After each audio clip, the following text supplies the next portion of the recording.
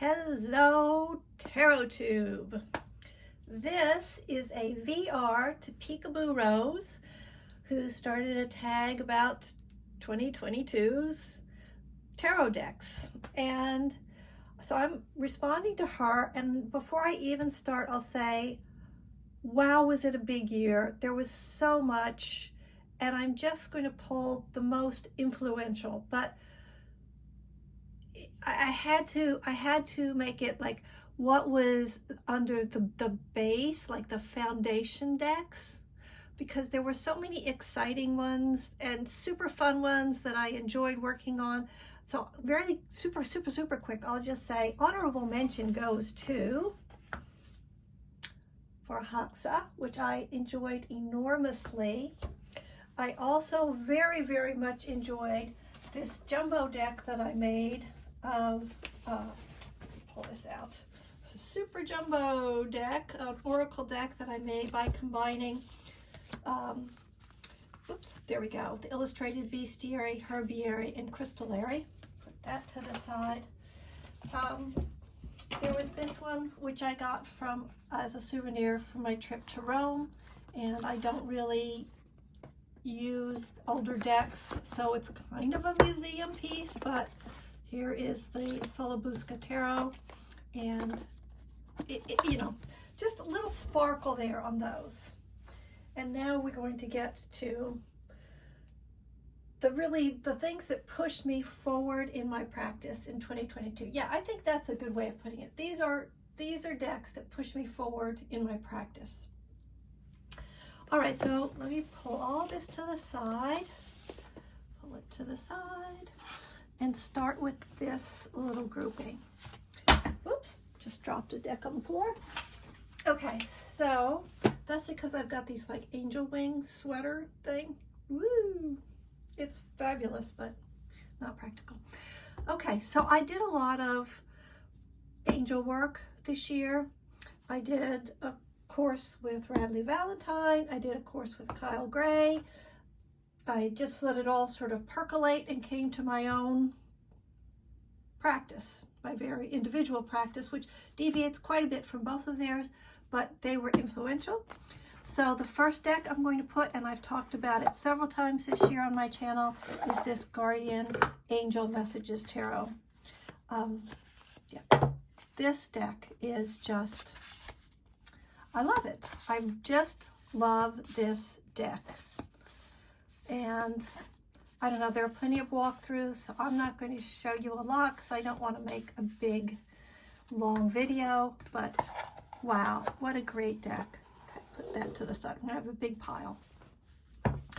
Now with Kyle Gray, I started out with the Angels and Ancestors Oracle cards, and I do use them a lot, but more often I am going to pull, I made a combination deck, so I had this deck, Keepers of the Light and Angel Prayers, and I pulled out the ones that I liked, gave them similar edging, so that kind of made it hold together as a deck.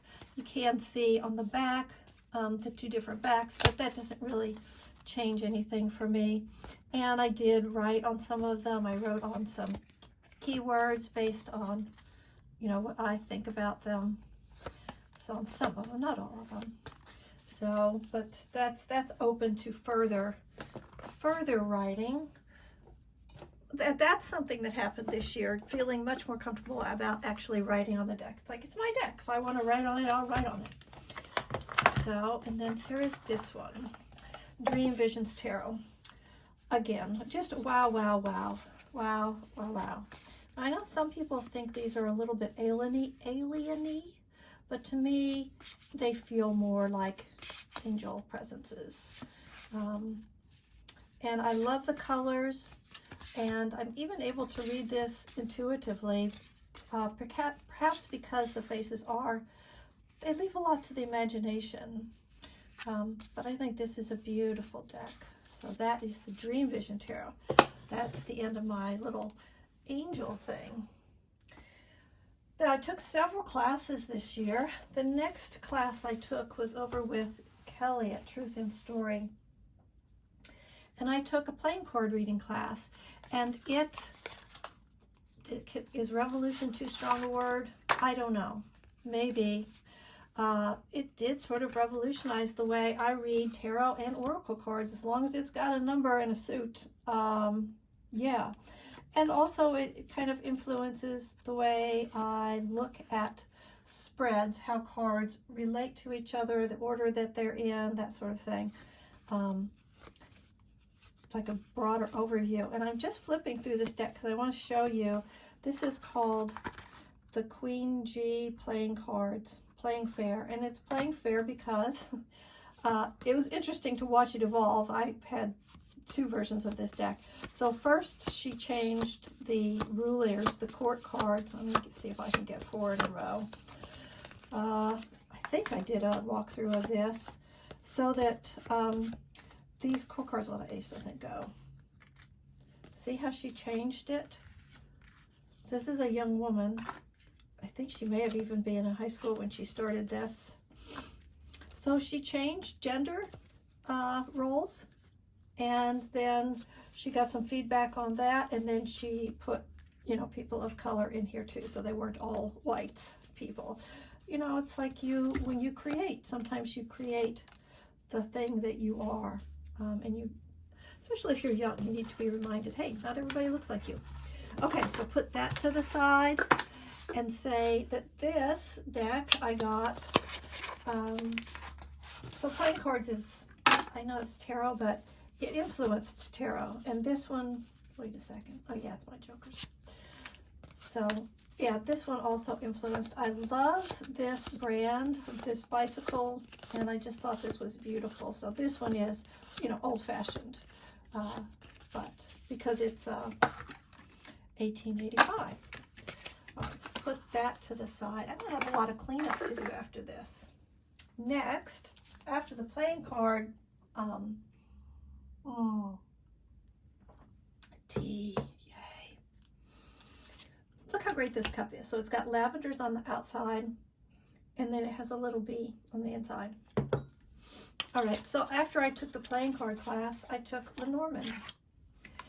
And also, this has influenced the way I read tarot.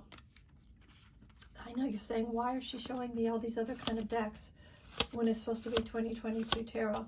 But this deck influences the way I read tarot in a way that I guess other Lenormand people would, people who read Lenormand might understand. I have a much broader understanding of the origins of tarot and how it started as a playing card game that then, you know, like, let's play cards, and then after we're done with that, you want me to tell your fortune? So it kind of influences the way I look at tarot now, that in a very holistic way. All right, as I was talking about that, I pulled out the Spirit Keepers Tarot, which blah, blah, blah, I talk about it all the time, because this is it, man. This is my Ride or Die Holy Grail deck. Desert Island deck, give me this one. If I want to do a reading, and I'm serious, there will be no faffing around. I want a good message, no fooling around. This is the deck. This is the deck. I rarely use it when I'm reading for others. It feels really special to me. So sometimes it feels too special, and I keep it on my altar, and you know, sometimes I'm like, okay, let me just do a fast one. I'm not going to grab this. This means you're going to sit down. You're really going to focus. All right. Next up, Ancestor stuff. I read several things about ancestral tarot, and I did a video on that too. I'm not linking anything, but maybe I'll put it in the description. And after experimenting with several decks, this is the one that I really settled on. Is it tarot so white? Yeah, but I'm white, so, and all my ancestors were white. So, you know, this deck is not going to work for everybody, but it really works quite well for me. And I think it's a lot of fun, and it's mass market, it's popular, it's easy to get a hold of. I would say yeah, I wouldn't recommend this unless you are, never mind. I didn't say that. I'm comfortable with it because I'm white.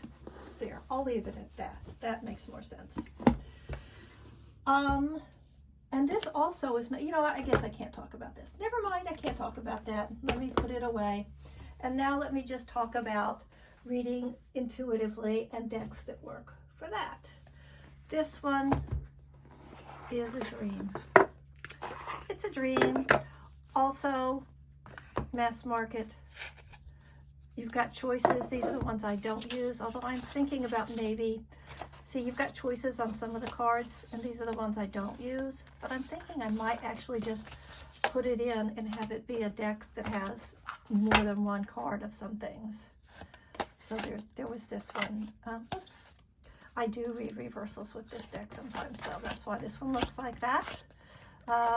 Yeah, that's not so good for a flip through though. But as I said previously on other decks, plenty of people have done flip throughs and waxed eloquently on this deck. So this is just to say, yeah, I'm one of those people.